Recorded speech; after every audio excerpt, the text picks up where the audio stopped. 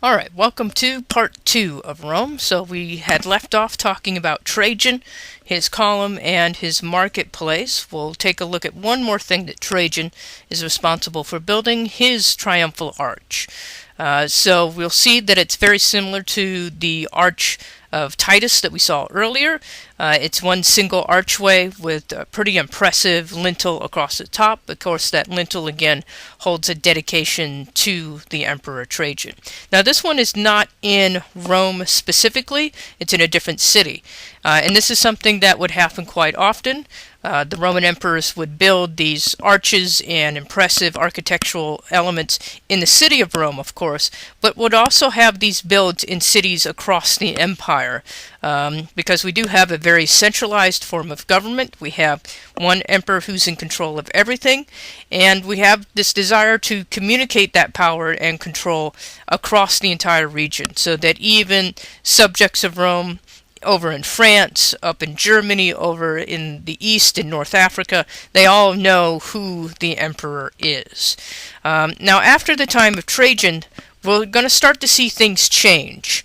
And we're going to start to see some important political shifts and some changes in the representation. So let's take a look at what happens. So as we take a look at this piece, this is a funerary relief of a circus official. So he's not an emperor, so we'll need to take note of that. But you should notice right away that we're seeing a pretty radical departure in the type of representation of the body that we've been used to seeing so far. We'll notice that, first of all, the scale is way off. We have some figures that are quite large, other figures that are smaller. There seems to be a narrative being told here, a story going on, but it's a little bit jumbled and a little hard to decipher.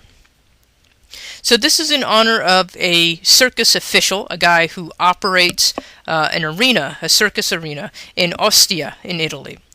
So the second figure from the left, the largest figure in the composition, that's our circus official. That's the guy this is dedicated to. Let's just look at his body. You'll notice that his head is far too large for the body. He has a sort of bobble-headed look to him. You'll notice that the arms and legs seem a bit stunted, and it's overall a very awkward depiction of the human body. And all of the other figures in the composition appear to have the same features. We're going to notice that this level of abstraction and this kind of abstraction starts creeping into Roman art. Not necessarily at the level where the emperors are being represented, but in the city around and in the empire around, we're going to notice this level of abstraction starts to creep in about this time period. And what we've noticed here, and what we've noticed so far in this semester, talking about all of these different cultures, these ancient cultures, we notice that when society changes and there's instability in the social political order, we begin to see instability in the artwork itself. The artwork becomes a mirror for that instability. And that's exactly what we're starting to see here with indications like this. So let's try to figure out what's going on that's causing this instability. So what's going on in Rome to cause these changes to become evident? Around about the year 100, going all the way to the collapse of the empire through the year 500 CE, we'll notice that the Roman areas of influence, the Roman Empire itself, becomes under invasion from many different groups across Europe, moving into Roman areas. So first let's consider how an area becomes Roman. So the Roman Republic, when it arises in 509 and it starts to spread, there is military conquest that takes place there, where the Romans would start marching their armies outward and more or less begin absorbing the local towns and townships. Sometimes this could be quite violent, but in many cases it was simply a matter of sort of coercing cities and coercing local populations to adapt the same kind of government, pay tribute to the city of Rome, and in many cases some of those Italian cities during the time of the Republic simply agreed to join the Republic out of fear of conquest, and sometimes just out of recognition that the Roman Republic was quite wealthy, quite powerful, and we it would probably be best for us to just go along with it. As we transition from the Republic into the Empire, things become a little bit more militaristic. Where if you're a Gaul living somewhere in the modern-day nation of France, for example, and you have a moderate-sized village, a pretty good-sized town, you speak the local Gallic language, you're a farming community, most likely, and essentially, this is sort of a simplified version of how it would work, but you'd be minding your own business, just doing your affairs of the city and so on. And then one day you would be contacted, a Roman or a representative of the Romans would ride into your city and make an offer to your particular leader, your chief, your mayor, whatever it happens to be. And that person would offer to allow your city, your village, to become a part of the Roman Empire. If you're a part of the Roman Empire, you have certain responsibilities. You have to change your form of government to be in line with the Roman Empire. You have to allow temples to the official state gods to be built there.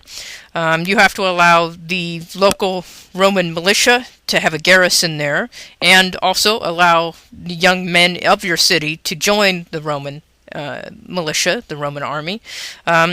So you might be wondering, well, why would a city want to join? Because after this representative would come into your village, to your town, and make this offer, shortly thereafter, here comes Roman legions, here comes the Roman army. And it was essentially a situation where you were going to either agree to become a part of the empire, or you were going to be conquered and become a part of the Roman Empire. So you can kind of see where the chips fall here. Some pockets, some areas of Europe resist the Romans quite violently. Others simply just allow themselves to be absorbed to avoid all that bloodshed. This isn't entirely one way, though. You do get a lot of benefits being a part of the Roman Empire. You are now under the control of the empire. That means that they provide a military force and military training to protect you. It means that they have money, even though you would now be paying taxes to the centralized government. You do reap some benefit of that. The building of roads, the building of large economic centers, the building of education centers, marketplaces. All of this is very, very good stuff that's being brought into your local region. So it's a bit of a two-way street here. But what we're seeing with this map, and what we're seeing in this stage of the empire, not all peoples of Europe, and Europeans are divided into dozens and dozens of ethnic groups. Not all of them really want to be absorbed into the empire and will resist. And what we're seeing in this map are the spreading movements of these non-conquered peoples, or only semi-conquered peoples, moving across Rome, migrating across the Roman Empire from about 100 to 500 BCE. And you can see all kinds of movements of Angles and Saxons in the north. You see where the Goths move across the north. Then we have the Vandals that move across all the way through France and Spain into northern Africa. The Huns over in the eastern part of the empire. There are all of these movements, all of these migrations happening at this time. Over hundreds of years, we have these movements of people trying to find their own place within the empire, within imperial lands. Sometimes they'll be tolerated, sometimes they will not be. And there's a great deal of variety of reactions that take place during this time. I also want to point out that this is a part of the early Christian era, and there's a huge number of Christians in the city of Rome, and also moving across the entire Roman Empire. And I keep mentioning them, and we'll speak about Christianity and its impact on Europe a little bit more in the next chapter, but I do want to mention it at least here. As Christianity takes hold in Rome and other Roman cities and starts to grow and gets larger and larger numbers of people associated with it, the imperial government begins to see it as a threat. Part of what Christians do, of course, is they deny the pantheon of the official state gods. And there will be issues with that when some Christians decide that they shouldn't have to pay taxes, or they shouldn't have to obey certain government laws because they don't follow those religious ideals. That will bring them into conflict with the Roman Senate and with the Roman government. where Christians begin to be very harshly persecuted. And I should note they have been persecuted by Vespasian, by Titus, by Trajan. Persecution of Christians is going on this entire time during the Roman Empire. This comes about because the Roman Empire sees the growing popularity of Christianity as a threat to their regime, and that they feel that public persecution and executions and disenfranchisement of Christians will send a message to the rest of Rome, to the rest of the Roman citizenry, not to follow in this path. But it becomes a very tangled web that they start to weave. At the same time that they're trying to persecute these Christians in Rome and other cities, we see these migrations of other ethnic groups that you see on this map here moving all across the empire, sort of destabilizing these areas and bringing in other elements. This means that the Roman army, that the Roman militias have to start chasing down these bands of people where they're interfering with Roman business. At the same time, each Roman emperor feels like he needs to expand the empire to make his name glorious and to bring honor to his family. I can't do that unless I go conquer several, 1,000 square miles of land up north. So the empire is expanding and expanding and expanding. At the same time, we see all of this instability within the lands that it already controls. And you can start to see the writing on the wall here. Eventually, the empire will become so large and so not unified, essentially, that it will begin to collapse under its own weight. It's just too much for one internal central government to try to control with any consistency, and that will be what eventually causes the breakdown and collapse of the Roman Empire. Now, before we get to that, though, let's take a look at a couple more imperial pieces that are being made by the Emperor Hadrian.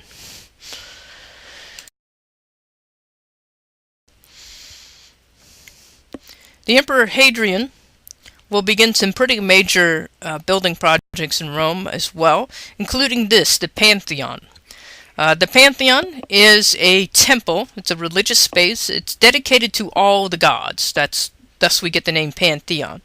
It's an extremely large space, and here's one instance where we're seeing the use of concrete in Roman architecture. It's the Romans who are able to figure out the mixture to create concrete.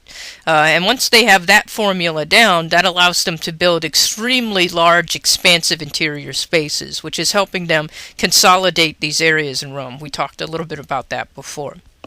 This is a nice aerial shot, and what we're seeing with the Pantheon is a completely different kind of architecture. This has a little bit that's related to Etruscan or Greek architecture, but we've really moved away from those sources at this point. There's a huge central dome that I'll show you an image of here in a little bit, a gigantic oculus at the top, and then the front has that sort of front porch look that we saw with Etruscan architecture, but we're really just moving into a completely different kind of architecture with this. Let's take a look at an interior of this building.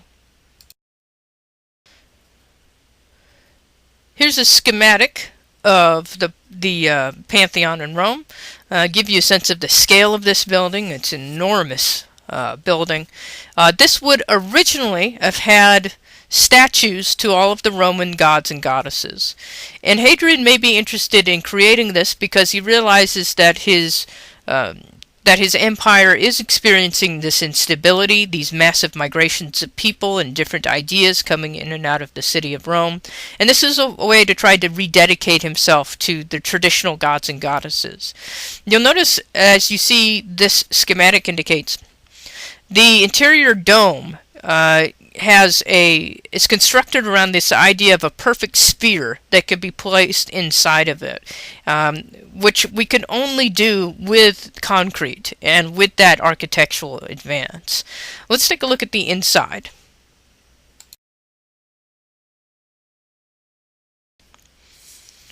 Here's a shot of the interior where we're looking up and we can see the oculus there at the top. The oculus, just that opening, is 27 feet across. So this is a very immense building. We see this coffered dome that goes up and creates this sort of radiating effect, which is really quite amazing. We see the marble inlay on the floor, and all of the interior surfaces here are marble. There were originally bronze statues of the Roman gods and goddesses in here. Those no longer exist, and I'll mention in a later lecture what happened to those eventually. You may be wondering about this huge skylight at the top of this building. What about rain? What about weather coming into the building? Well, they accounted for that, and the floor of the Pantheon has an ever so slight curve to it. It bows just a little bit. So if you're standing on it, you can't feel it. It's not that obvious, but it's curved just enough that if rain does come in through the oculus, it will be shed off to the sides of the building, to those little alcoves, and that those are designed to channel that water into little gutters that allows it to all flow out.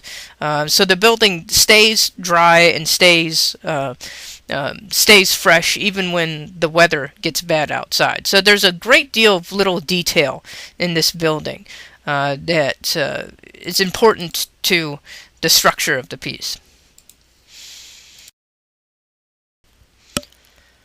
So now we're moving into the late part of the empire, and we're going to see some styles of art emerge that are a little bit more Hellenistic and a little bit more Greek in terms of their style and attitude. This scene is called the Apotheosis of Antoninus Pius and his wife Faustina. And it comes from the column of Antoninus Pius. So he's our emperor. He had a great big column, just like Trajan did, and this is from the base of that. So an apotheosis scene is where our emperor's soul is being lifted up to the realm of the gods. And so you can see him and his wife on the back of this winged creature. It's not an angel in the Judeo-Christian idea. That's not what's going on here. This is a winged god figure that is lifting their souls up into heaven. Really fantastic sculpture in terms of the wings. Really great here. Here we have a couple of other personifications on the right and left.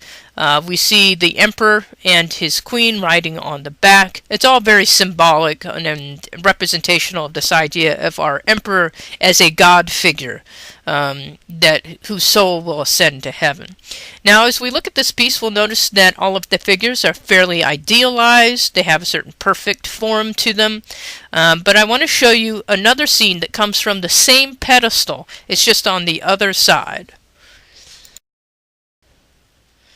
So this is still a part of that pedestal that honors our Roman emperor. But look at the figures, and look at the style of representation here. This is looking a lot closer to that funerary relief of the circus official we saw before. We see the bodies are highly abstract, with the sort of two large heads on short bodies. We notice the proportion of the human bodies to the horses is really quite awkward. And we're going to notice in this huge procession of horses riding around the central figures, there's no sense of depth or space. It's all very flat, all very two-dimensional. So at this point, this is telling us something significant. On one side of the podium, we see that classical Roman representation of an idealized emperor in those idealized bodies. On the same object, just on the different side, we're seeing this abstraction come into play. So we're seeing those elements of instability, those visual elements of instability are creeping into imperial work, imperial art, stuff dedicated to the emperor himself. That's giving us an indication of the instability that's increasing during this time. And things are just going to get worse. So let's take a look at how emperors are going to respond to this threat by looking at our next guy, Marcus Aurelius. Well, we'll notice in the late empire, as Rome becomes more unstable, we'll see a rapid succession of emperors. Emperors are not going to stay on the throne for as long. Their dynasties are going to be much shorter, and things are going to start to get quite violent again. And as we look at Marcus Aurelius here, on first glance, we'll notice that this looks like a very realistic portrait. It looks like we're still clinging to a lot of the traditions of Rome in terms of portraiture and likeness and so on. We'll notice with Marcus Aurelius, he's got a beard. You'll notice, if you remember, Augustus was clean-shaven, Vespasian was clean-shaven. Throughout most of the middle and early parts of the empire, that was simply the style of the time: short hair, clean-shaven face. As we move into the late empire, we'll see emperors relying more on Greek tradition and one to affect a more Greek look and Greek style. Most portraiture we have of ancient Greek philosophers and so on show them with full beards and sort of long hair, and we'll start to see the emperors mimic that, and we certainly see Marcus Aurelius here doing that. So he's got those facial characteristics. He's wearing his robes that shows his leadership. He has his arm outstretched in a type of orator pose again, but this time he's on a horse, and this is him commanding men, leading a foray in this very authoritarian pose. During Marcus Aurelius's rule, we have various Germanic tribes up north that are starting to invade down into Roman imperial places, and this is causing a great deal of trouble for Aurelius. Aurelius is able to maintain some amount of order and control, but things are on very, very shaky ground. And after the reign of Marcus Aurelius, we'll start to see Rome. It's really the beginning of the end of Rome. Full-on collapse will begin into a violent struggle for control for the emperorship.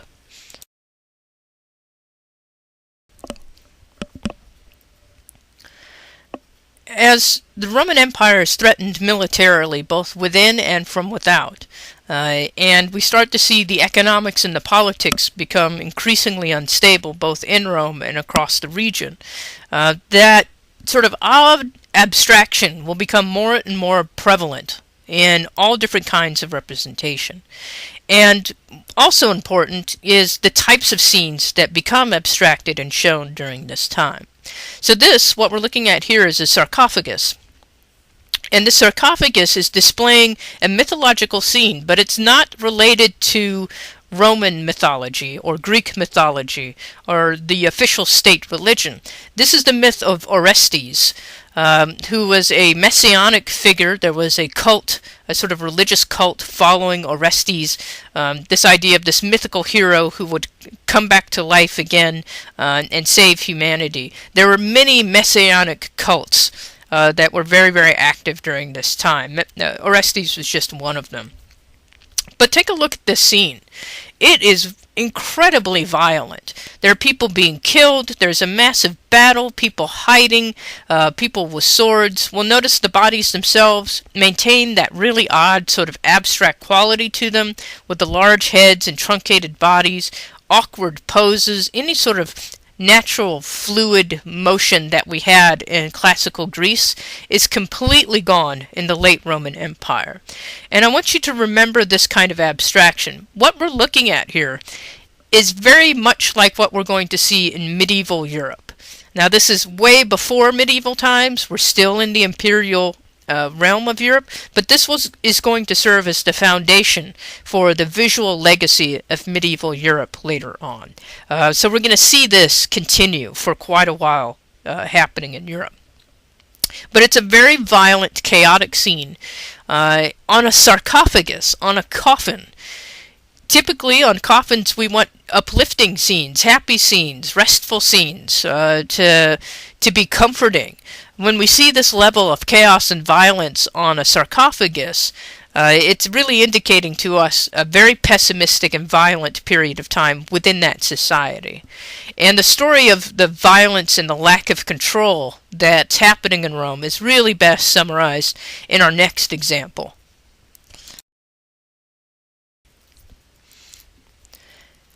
After the reign of Marcus Aurelius, we'll see an increasing amount of strife and political conflict within the city of Rome for control of the Roman Empire. What we'll have are a series of violent overthrows and assassinations that occur to bring one family or another basically these very powerful and rich families of Rome and outlying areas begin battling each other for control of the throne. Eventually we'll get the Severan family will gain control because of this guy, Septimus Severus, and his family here. So Septimus Severus is our emperor here in the upper right. You can see his wife next to him and his two children in front of him. You'll notice that there's something wrong with the face to the child on the left, and I'll talk about that in a moment. What's interesting about Septimus Severus is that he was not born into an extremely aristocratic family, or he wasn't particularly wealthy, but he was a general in the Roman army, and he was stationed in North Africa. In fact, he is African. He has that ancestry. But he was very good at what he did. He was a very good political commander. And I do want to mention, just as an aside with all of this, once your area, wherever you lived in, came under the control of the Roman Empire, you became eligible to become a Roman citizen. There were different ways you could become a Roman citizen and actually have the benefits of citizenship, but one of those ways was to join the army. If you served the Roman Empire in the army, that was a fast track to citizenship. You had all of the rights and responsibilities as any other Roman citizen, no matter where they were from or where they were born. And it didn't matter what your ethnicity was, what language you grew up speaking, or anything like that. Once you were a citizen, you were a citizen. That's what happened with Septimus Severus here. He joined the army, he became a citizen. He didn't leave after his first tour, though. He stayed in the army, became a professional soldier, eventually rose through the ranks of being an officer to be the head of a pretty significant number of men in northern Africa. He's a shrewd man, and he sees that things are falling apart in the city of Rome, and he sees an opening. He puts his soldiers on ships, sails them across the Mediterranean, goes into the city of Rome. It's a brutal, bloody battle. Rome is essentially collapsing into yet another civil war situation. But eventually Septimus Severus is able to win out, and he installs himself as emperor. He very quickly initiates a series of portraits and sculptures to get his face out to the people. And again, very much like we've seen before with other emperors, there's this sort of cult of personality around the emperor. It's not enough to be in control. It's not enough to be in charge. Everyone has to know that you're the guy in charge. And that everyone needs to know that you're an authoritarian figure who is competent and can take control of everything. Septimus was a rather brutal emperor, but he seemed to be very competent, and like I said, he was well loved by the military. That gave him a lot of benefits. So he's able to establish his line. Where things start to fall apart yet again is when the line of succession goes from Septimus to his sons. So he has two sons, Caracalla and Ghetto, and we see them in front of him. This face that you can see that has not been obscured is Caracalla. That's a nickname, but we'll use it here. And the son next to Caracalla is Ghetto. So what Septimus Severus wanted to have happen, he had two sons. Now, of course, one is older than the other. Caracalla is a little bit older, and so traditionally he should be the heir. Septimus Severus, though, thought that Caracalla maybe wouldn't be a very good emperor, so he set things up so that both Caracalla and Ghetto would rule together as co-emperors. That's not entirely unheard of, but that was kind of an unusual situation. Caracalla, however, became insanely jealous. And I do mean insanely jealous. Once he realizes he's not going to have control all to himself. And after his father's death, and he's in the position where he wants to assume the throne, he takes some pretty drastic measures to ensure that he will rule by himself. Let's talk about that a little bit more with this next slide. This is a portrait of Caracalla. Caracalla is one of my favorite emperors of ancient Rome. He was not a good emperor by any means, but he's one of my favorites, and this portrait is why. This portrait is amazing. So you can see we only have the head. He would have had at least a bust, probably the rest of his body attached, but it's about a life-size representation, and it's absolutely intense. The look on his face, the sort of fierceness and intensity in that stare. So what Caracalla does when he's in a position to try to seize the throne for himself, he's intensely paranoid that his brother Gato is going to assassinate him. And that's not unheard of. Emperors have been assassinated, and we've had uprisings before. But Caracalla is so paranoid that he basically convinces his own imperial guard, who are the men sworn to protect the emperor, his own imperial guard, to assassinate his brother Gato. He figures, if I can kill off my brother is no longer a threat to me. Sounds simple enough. But that's not good enough for Caracalla. He assassinates Gato. Gato dies. And then Caracalla initiates something we call a damnatio memoriae. That means to damn the memory. It's a wonderful little Latin phrase. He basically goes through and he tries to eliminate his brother from history. Any official documents that mentions Gato's name, he scratches his name out. Anything dealing with Gato's accomplishments, he has those documents burned. Any statues of Gato, they get smashed. Any paintings of Gato, they get ruined. That family portrait I just showed you on the previous slide, you'll notice Gato's face had been erased. That was because of Caracalla, this damnatio memoriae. He wanted to erase his brother from history, erase his memory, his name. It's a really fantastic and violent and obsessive thing to do. After he removes Gato from the scene, that doesn't lessen Caracalla's paranoia. In fact, he gets increasingly concerned that the counselors around him, the senators and his family, are all conspiring against him. Whether or not they were, we don't really know. He becomes so paranoid and obsessed, he not only has his brother assassinated, he has his own mother assassinated. Then he goes through and starts having select senators and other members of the patrician class assassinated. Throughout all of this going on, Rome is kind of stable.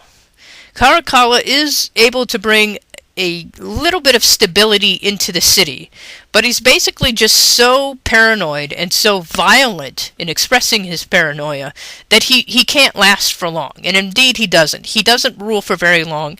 Essentially his own guardsmen turn against him.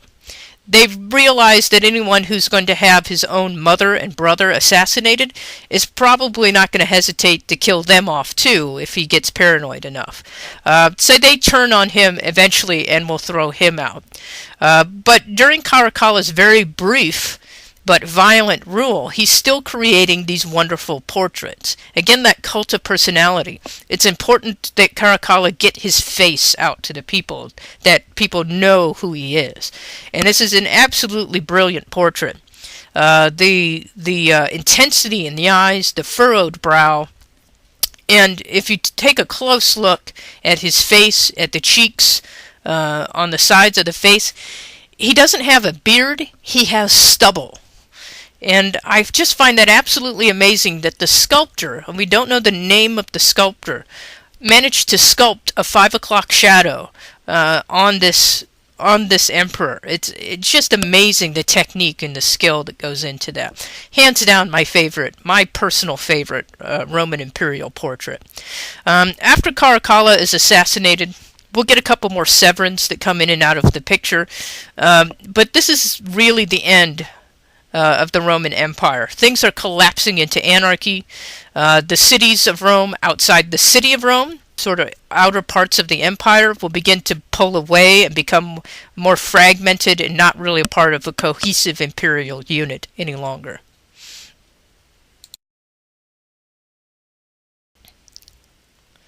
So the chaos in Rome builds and builds as one emperor is installed and overthrown, and another emperor is installed and overthrown. There's violence in the streets. It's much like the beginning of our story, how the Roman Republic sort of devolved into this bloody civil war before Augustus could come in and establish himself. The same thing is basically happening again, with all of these nobles and aristocratic people and generals all fighting each other for control, allowing the rest of the system, or allowing the rest of the empire to eventually begin to crumble because they're not being supported by Rome itself. Here's another sarcophagus. And you remember the sarcophagus of Orestes I showed you earlier. This is depicting the scene, the battle of Romans and barbarians. So Romans fighting some of these other groups that are invading into the region. And just look at the chaos of the scene. There's no order. There are no registers. It's very difficult to find a focal point or a central figure. All of the bodies are abstracted in that peculiar way that I mentioned before, with their heads and the bodies out of whack with each other. And we're just seeing, what's neat about this piece is it's a visual representation really of the chaos that the empire is experiencing, the anarchy that the empire is experiencing. We do not any longer have a central authoritarian government. The economy is starting to fall apart. The military is basically under control of whatever general can convince them to go along, and things are just in very, very bad shape in Rome. I do have a close-up of this. Let's take a look at that.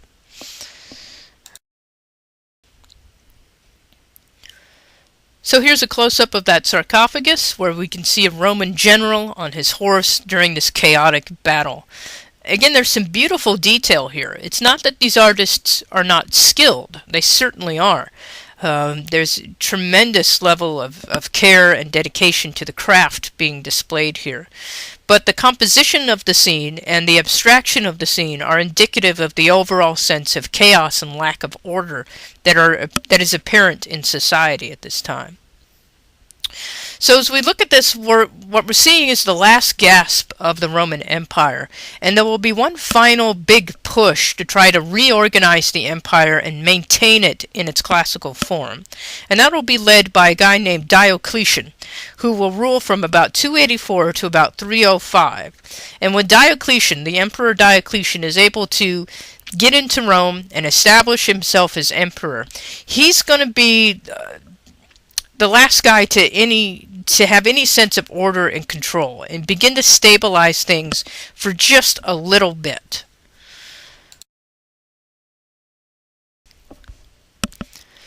So our Emperor Diocletian realizes that the empire is just far too big and far too unstable at this point for any one man, any one centralized government to rule over.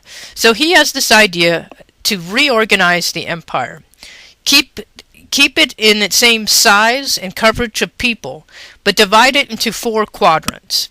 And instead of having one central government in Rome, he would have 4 provisional governments in these different quadrants. And the leaders of each of these provinces would be known as the tetrarchs. So instead of one emperor, we'll have 4 tetrarchs, and those 4 tetrarchs would have equal power and authority to rule over their sub-empires, basically. So Diocletian figures if we break the empire into these 4 separate units, we can begin to bring everything back under control. Excuse me. So what he does is he begins this organizational structure to try to move things towards this idea. Diocletian is able to do this from roughly about 284 to about 305. Now he's facing a lot of challenges against this, but he's able to make some headway. And what we're seeing here is a portrait of the tetrarchs. So even though this time period is so chaotic and there's so much going on and it's so unstable and violent, even with Diocletian we see this idea of needing to get the image of the government, the image of the emperor out there. But instead of one singular man, we see in this portrait all 4 of them, all 4 tetrarchs in this grouping? Well, we'll notice immediately about our tetrarchs that is so different from our emperor's portraits. These guys are just as abstract as these other representations we've been looking at. The two big heads, the shortened bodies, the awkward poses. There's no real sense of naturalism or fluidity here. You also notice that these are not portraits. The faces of these four men are all exactly the same. And what Diocletian is trying to communicate here is this notion of four equal emperors, four equal men who are going to rule equally in these different parts of the empire. So they embrace each other. You notice that one arm of each man is around his fellow tetrarch. The other hand of these men are on their swords. So there's a very militaristic attitude here. This idea of unity and strength and military power is still very much embodied in these pieces.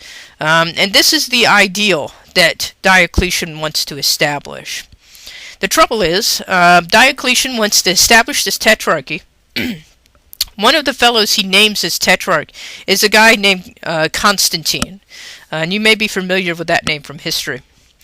Constantine is one of the tetrarchs.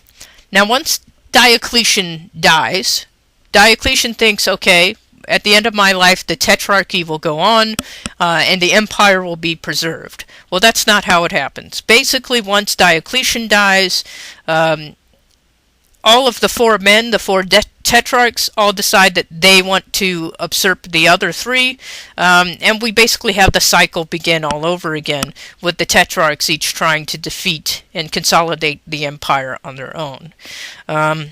Eventually, we'll see Constantine will be the guy who wins out for most of the Western Empire. So let's talk a little bit about our timeline and what's happening here. So to understand what eventually causes the collapse of the Roman Empire as we understand it in the beginning of the early Christian medieval era, we need to know a little bit about what's happening when. Diocletian is the guy who tries to establish the tetrarchy and break the empire into four provinces. Diocletian is very anti-Christian, and he goes on some very major campaigns of Christian persecution. He decides that the only way to contain the threat of Christianity is just try to kill as many Christians as possible, and he's very vehement in that. Once Diocletian dies and we have the struggle of the tetrarchs against each other, we'll see one particular guy, Constantine, realizes that trying to fight against these changes in society and trying to fight against the Christians is really a losing battle. Christianity has become entrenched in the underground world of Rome at this time. Christianity during this time period is illegal. It's illegal to be a Christian. That's why they can arrest you or execute you or what have you. Now, eventually, Constantine will change some of these rules. He doesn't do it immediately, but he begins to realize that in order to consolidate his own power, he needs to get Christians on his side, that fighting against Christianity is the wrong way to go about this. And eventually this will cause a split in the empire. So as we look at this timeline, I want to point out a few things here. So, the large arrow sort of at the bottom there shows the development of the Christian faith. And we can only speak of sort of one Christian faith that hasn't broken into denominations during the late Roman era. I'll point your attention to the Edict of Milan, which happened in about 313. The Edict of Milan was an edict initiated by the Emperor Constantine, which will officially allow religious freedom. So religion had been tolerated. Other religions had been tolerated during the Roman Empire, more or less. What the Edict of Milan does is says, okay, it's legal to be a Christian, it's legal to be Jewish, it's legal to be any of these faiths that are not the Roman religion. That will be followed a few years later by the Council of Nicaea in the year 325. the Council of Nicaea will begin to centralize Christian doctrine and really establish organized Christianity, particularly what we today think of as Roman Catholicism. Is kind of born, the doctrine of Roman Catholicism is really born about 325 at that Council of Nicaea. If you've ever heard of the name of Constantine and the Roman Emperor Constantine, you probably know that he was considered the first Christian Roman emperor, and that's true. He did convert to Christianity, but he didn't do it until he died. He only converted on his deathbed. And that was extremely common with Christians at the time period. People would profess a belief in Christ and a belief in Christianity, but they wouldn't officially convert, like get baptized and do the ritual of conversion, until they were at their dying breath. And it's very practical if you think about it that way. If I wait till I'm almost dead before I convert, then I can't possibly sin before I die. So it's kind of a practical effect. Obviously, the Christian church, once it becomes established, will change some of that. The rest of this timeline, do pay attention to some of these. Obviously, these are dates that we'll be getting to in later lectures. But what Constantine does by absorbing Christianity into the Roman Empire, he essentially will lay the foundations for what we call the Holy Roman Empire. And this is what's going to allow Christianity to spread and become established and become the ruling force over much of Europe. This is happening for the most part in Western and Eastern Europe. But eventually we're going to see a split, and you see it on our timeline here in 1054, something we call the Great Schism, where the eastern part of the empire and the western part of the empire officially break yet again, causing a split between the Orthodox Christian Church and the Roman Catholic Church. We'll get more into that next week when we talk about medieval art. Right now, let's get back to Constantine and what he's doing. So even though Constantine is initiating all of these new ideas and trying to bring Christianity into the empire and is more tolerant of different religious practices, he's still the emperor of Rome, and he's still contributing many of the same building projects that his predecessors has, including triumphal arches, which is what we're seeing here. So this is the Triumphal Arch of Constantine. It's in the city of Rome, and it dates to about 312 or so. So this is around about the same time that he issues the Edict of Milan, which allows religious freedom. What's important about Constantine's arch is you'll notice right away it's multiple arches. There are 3 arches instead of just the one. It's very elaborately decorated, and we have a nice little dedication at the top. This is just a hint of a little bit of Christian iconography here with the 3. And as we move into medieval times, we'll start to see that 3 is an extremely important number to early Christians that relates to the Trinity. And the idea in Catholicism and in Christianity that Jesus, God the Father, and the Holy Spirit are 3 but 1 in this sort of complicated relationship. It's an iconography we'll discuss a bit more detail next week, but there are subtle hints of it here with Constantine's architecture that he's drawing upon to try to win the favor of the Christians and get them on his side to help rebuild the city of Rome.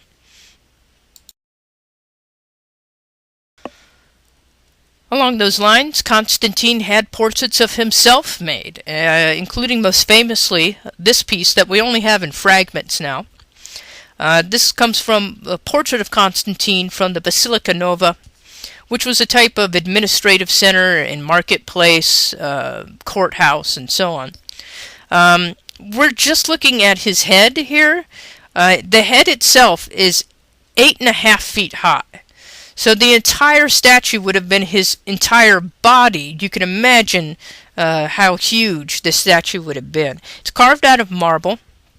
And what we're going to notice is that that sort of odd abstraction that we've seen in these figures popping up over and over again is completely absorbed into our portrait here. As you look at Constantine's face, we'll notice a simplification of the features. We'll notice that the eyes are much too big for his head. We see an emphasis on those wide, staring eyes. And if you remember back to the ancient Near East, if you remember back to ancient Egypt, that was a common feature in ancient art, this idea of the wide, staring, open eyes. Here we're adapting it again in Roman times, in this early Christian era. Now we do have some fragments of the rest of the statue. So here is the head along with an arm and a hand and a few of these fragments that are remaining of the statue of Constantine. You'll notice the hand over to the right is in a gesture that's pointing up. Now this was not an orator pose, the way we've seen with Augustus or Marcus Aurelius or some of these other figures. This would have been a pose with his arm pointing straight up to the sky, and very much in a gesture towards Christianity and towards the Christian God. And again, we'll just start seeing very subtle symbols of Christianity start to make their way into this late imperial era. His eyes looking up, not looking down at the people, his subjects, but looking up towards heaven, is going to be also a part of this subtle symbolism in the early part of the Christian era.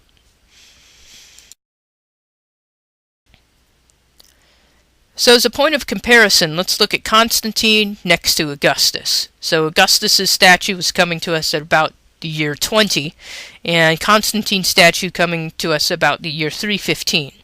So many centuries separating them. We see the beginning of the Roman Empire with Augustus and the end of the Roman Empire with Constantine. And in this juxtaposition, you can see the similarities and differences in the imperial portraiture of the two. We have that youthful but naturalistic looking Augustus. He's idealized but still very human looking, and it's all about the politics of power and preservation in Augustus's pose and his stance and what he's wearing and the symbolism. Constantine's portrait is much less human. It's much natural. He takes on a certain ethereal quality to him. He's also much larger. This head of Constantine is actually larger than the entire statue of Augustus. So we see this importance in scale and dominance with just the size of the piece. And he's very detached, Constantine is, with these wide staring eyes looking up towards the heavens, and extremely passive look on his face. Really does a good job to sort of summarize the passage of centuries and the radical changes that we see in the empire from its beginning to its end.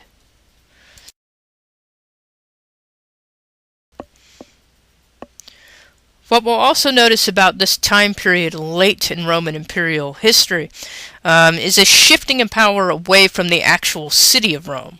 Rome is still, of course, important, and it's still heavily populated.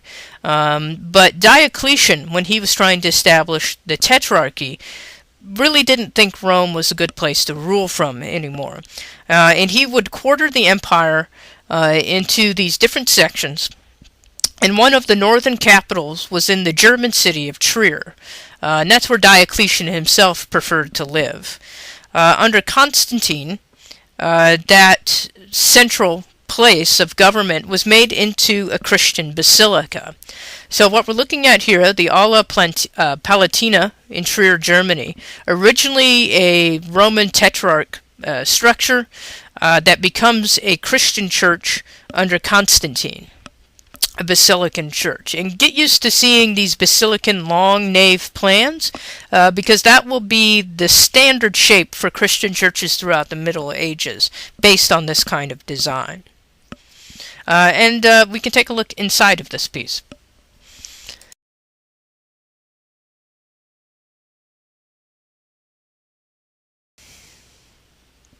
So here's a look at the interior nave, and you'll notice that this particular basilica, it's extremely large. It's a very large, expansive space, but otherwise not much decoration or ornamentation of any kind.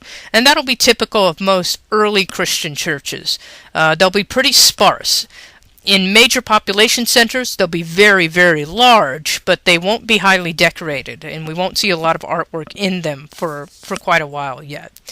So this is quite significant. We see Constantine continuing in the footsteps of Diocletian and trying to create administrative centers outside of Rome. This will create a little bit of a power vacuum within the city of Rome because it's not being used as the central government. A little later on, in a future chapter of your book, we'll start learning about Justinian and the Byzantines, and essentially trying to move all of the business of the empire, of this early Christian empire, out of Italy entirely and relocating it in another place. Constantinople is what it will eventually become, in Byzantium. So I don't want to get too far ahead of us, but basically the end of Rome is just the beginning of the next story. The development of how we will get into medieval Europe. It's really Constantine that sort of sets that in motion with his various edicts, which will allow Christianity to come to the fore and eventually become the dominant religion across Europe. But we'll tell that story in a future lecture. So we'll conclude this week with a few questions for you guys to consider in your notes as you're reading your book and as you're going over your materials. I want you to consider some of the unique elements of Roman art and architecture. What makes Roman art and architecture different from Greek art or Etruscan art or any other civilization's art from the same time period? That idea of verism and veristic portraiture, what does that say about Roman culture and what the Romans value? And this late time period, this fascinating late imperial time period, why does the art under Constantine begin to move away from the verism of the high empire? So be thinking about these forces and how they shape the art and architecture. When society changes, the art changes. Think about how those forces play on each other. So we'll be picking up this conversation from this point and moving on in the next chapter, and eventually we're going to see the development of medieval Europe with its various kingdoms and conflicts next time in our next lecture. So if you have any questions or concerns, feel free to send me an email. Let me know what's going on so I can try to help you out. You can find my email address on the Blackboard site for this course. So until next week, I'll talk at you later.